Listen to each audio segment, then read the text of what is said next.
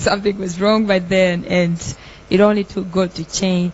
It's connection. You get connected. You always get connected. If you want something and you have money, you can. Someone. Yeah.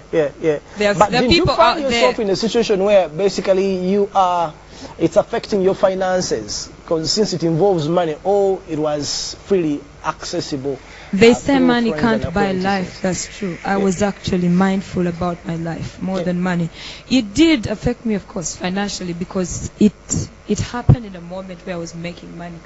I was very, very busy, and truth to be told, I never misused the drug in any other thing, or being brutal, or being, very. I never did any bad thing, but I've seen friends that use the same drug that I used, get involved in such. That was crazy. So I thank God that I didn't experience that kind of things, but also what I experienced wasn't good.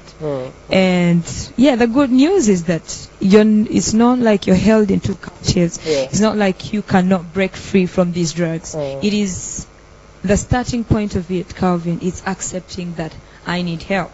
I thank God I was an addict, that I couldn't live without it. But I feel like I was almost turning into an addict, because by the time you take like 2 days without eating, that's crazy. Now, anyways, the good thing is now out of that you've been able to reflect on what you really want in your life mainly, and what you really want, right? What was your biggest lesson, from the life that you used to live then, and the new life, that you're living now? The biggest lesson that I learned is that I need God more than ever. I was moving without God. I was moving because I trusted the fame. I trusted the hype. Why am I putting God before everyone else, or before everything else? Because it is only Him that sat with me, and I accepted that I needed help. And I stood and I asked for help from the people that I trusted from my heart. No one did this for me, actually. I never went to rehab. It starts from the heart. And I thank God that I managed to do it. The problem with these drugs, they make you silent, that even the close people, they never get to know that. I don't think Katz, my friend, even he got to know Cup of a while. But it was affecting him because he couldn't understand me at the times. And I think that must have been the time when you would be booked for interviews, then you don't show up. You wake up in the morning, you have hunger. This was crazy. And I've seen that with a couple of people, and you find that it affects your work. It affects everything. It starts with your soul. It goes physically with your body. It goes mentally. It affects with the people you work with, because you're not thinking right.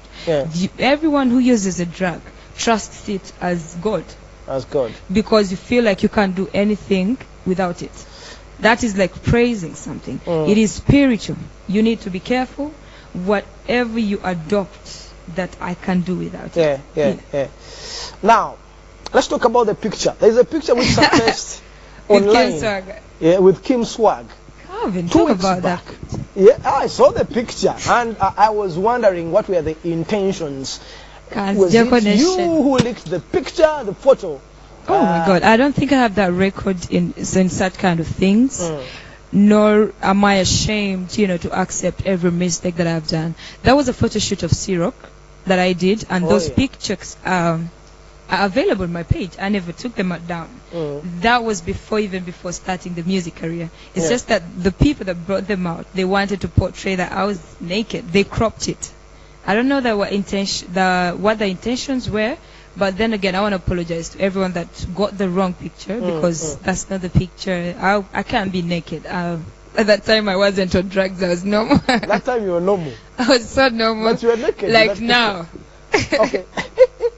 But I wasn't naked. Would you take a picture like that now? No. It's like a stage. I wouldn't.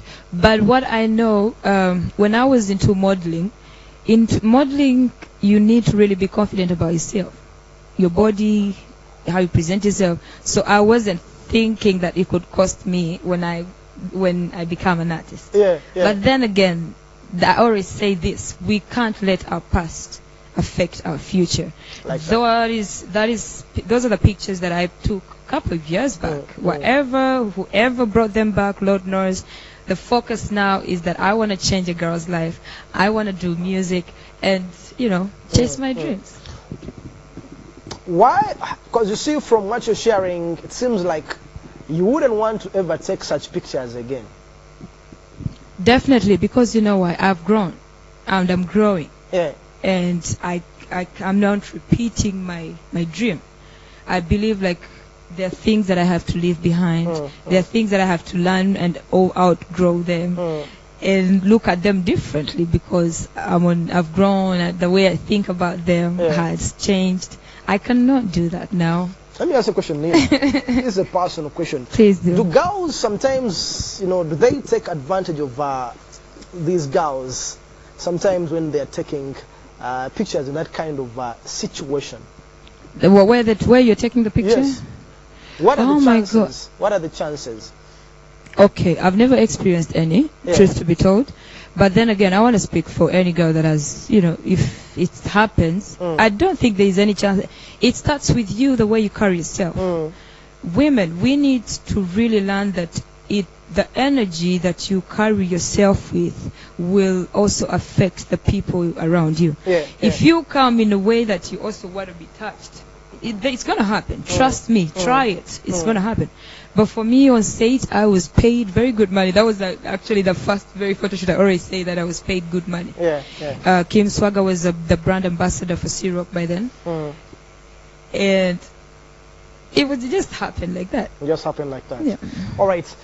Let's talk about your new deal in detail, because I understand my new management. Your new management. Talk about that. At some point, you're under Boomback Records. That was my first record. Yes.